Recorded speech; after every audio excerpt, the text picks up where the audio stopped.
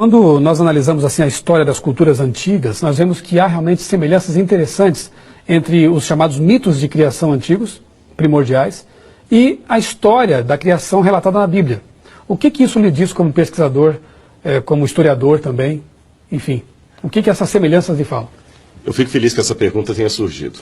Mas antes de falar do século XVIII, Michelson, vários tabletes cuneiformes, especialmente na Mesopotâmia, foram encontrados, entre eles o épico do Gilgamesh, Enuma Elish, o Atrahasis, que conta a história do dilúvio, muito parecida com a Bíblia. O Gilgamesh também menciona. Você tem a história de Utnapishtim, que é um herói que sobreviveu ao dilúvio com sua família. Paralelismos tremendos. O mito de Eridu, muito parecidos com a Bíblia. Muito semelhante com você.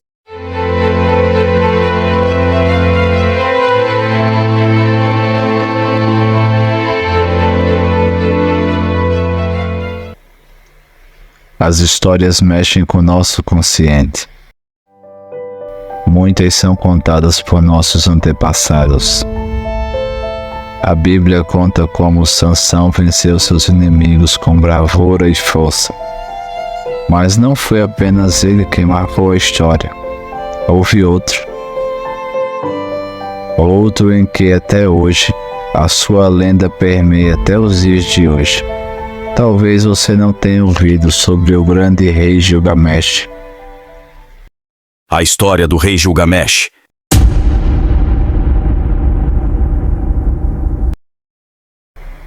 A busca pela imortalidade.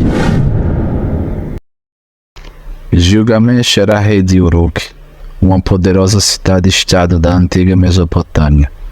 Ele era forte, corajoso, sábio, mas também era arrogante e cruel, tirânico.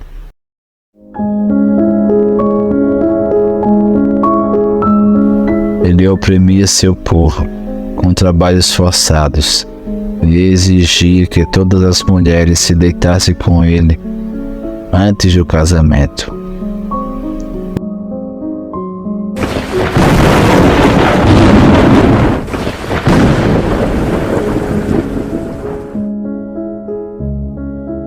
Os deuses, vendo o sofrimento dos habitantes de Uruk, decidiram criar um rival para Gilgamesh.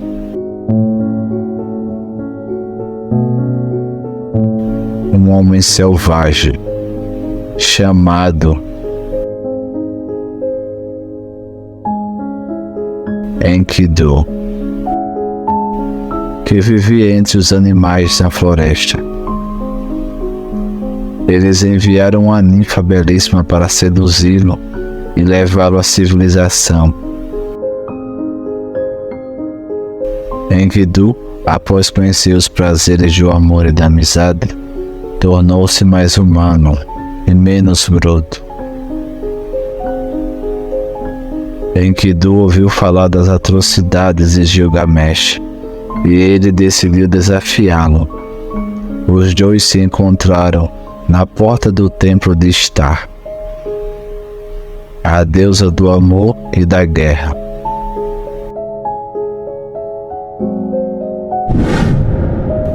Travaram uma feroz batalha. Nenhum deles conseguiu vencer um ao outro. No final, e se tornando amigos, Gilgamesh e Enkidu decidiram então partir em busca de aventuras e glória.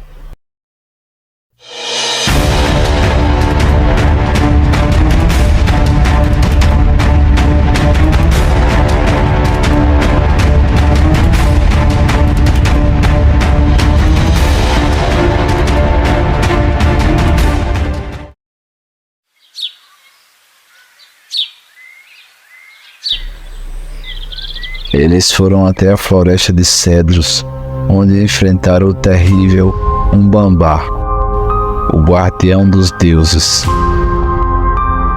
Com a ajuda do deus Sol, Shamash, eles conseguiram derrotar e matar Umbamba e cortaram os cedros para levar para Uruk. Ishtar, impressionada com a bravura de Gilgamesh, se apaixonou por ele e lhe propôs casamento. Gilgamesh, porém, recusou-se, insultando a deusa e lembrando-a de como ela havia abandonado e maltratado seus antigos amantes. Esta, furiosa, pediu ao seu pai Anu, o deus do céu, que lhe enviasse o touro do céu para punir Gilgamesh. O touro do céu desceu e causou grande estrago em Uruk, matando muitas pessoas e destruindo muitas casas. Gilgamesh e Enkidu lutaram contra a fera e conseguiram a matar, arrancando a seu coração e oferecendo a Shamash. Star, porém, não se deu por vencida e amaldiçoou os dois heróis, dizendo que um deles, em breve, iria morrer.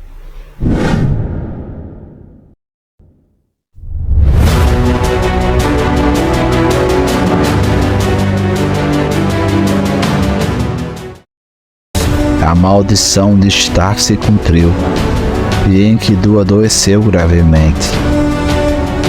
Ele teve uma série de sonhos terríveis, nos quais os deuses decidiram que ele deveria morrer por ter matado o Bamba, o touro do céu. Enkidu, amargurado, lamentou sua sorte ingrata e renegou a amizade com Gilgamesh. Enkidu, no final das contas, no leito de morte, faleceu nos braços de seu melhor amigo Gilgamesh, que chorou amargamente por seu amigo. Gilgamesh, então, inconsolável, decidiu partir em busca da imortalidade, para não ter que enfrentar o mesmo destino que Enkidu. Ele foi até a Montanha dos Deuses, onde vivia Utnapishtim, o único homem que havia sobrevivido ao grande dilúvio e havia recebido a vida eterna dos deuses. Gilgamesh enfrentou muitos perigos e provocações ao longo do caminho, mas finalmente chegou ao seu destino. Utnapishtim, porém, disse a Gilgamesh que a imortalidade era um dom dos deuses e que os humanos deveriam aceitar seu destino mortal. Ele contou a Gilgamesh como ele havia escapado do dilúvio, construindo uma grande arca e levando nela um casal de cada espécie de animal.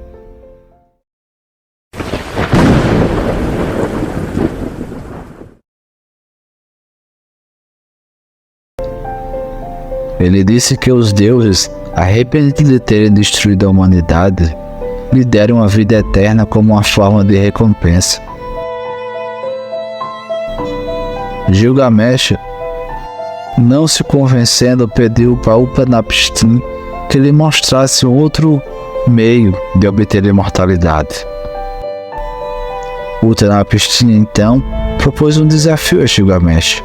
Ele disse: se você conseguir ficar acordado por 6 dias e 7 noites, eu lhe revelarei o segredo da vida eterna. Gilgamesh, porém, não resistiu ao sono e adormeceu logo no primeiro dia. Utnapishtim, vendo que Gilgamesh havia falhado, decidiu mandá-lo de volta para Uruk.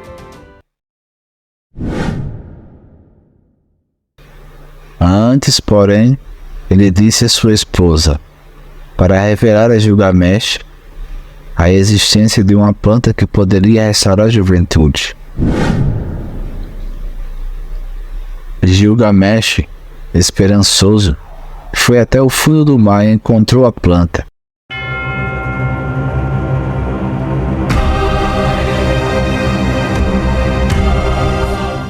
Ele a acolheu e decidiu levá-la para Uruk, para compartilhar com seu povo. No caminho, porém, Gilgamesh se deparou com um grande lago e decidiu tomar um banho. Ele deixou a planta à margem do rio e uma serpente a roubou, comendo-a e se renovando. Gilgamesh, desesperado, percebeu que não havia mais nada que poderia fazer. Ele havia perdido a última chance de escapar da morte.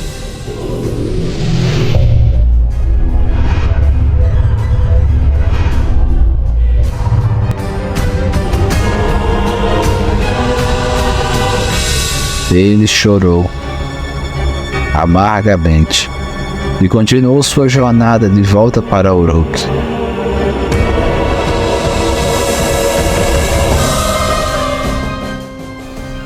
Ao chegar em Uruk, Gilgamesh se maravilhou com a beleza e a grandeza de sua cidade.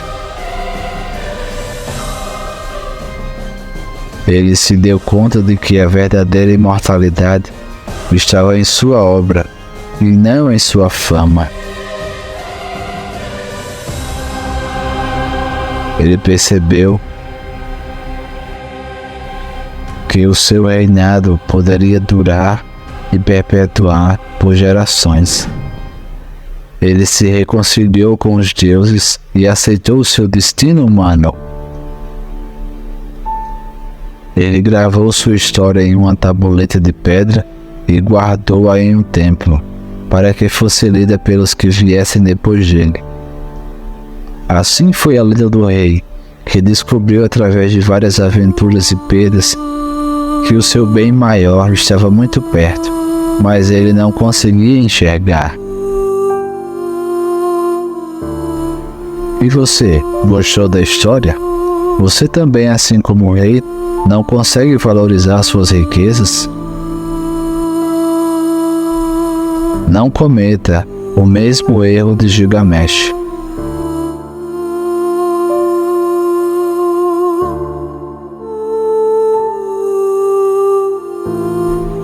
Comente se você gostou dessa história e deixe o seu like.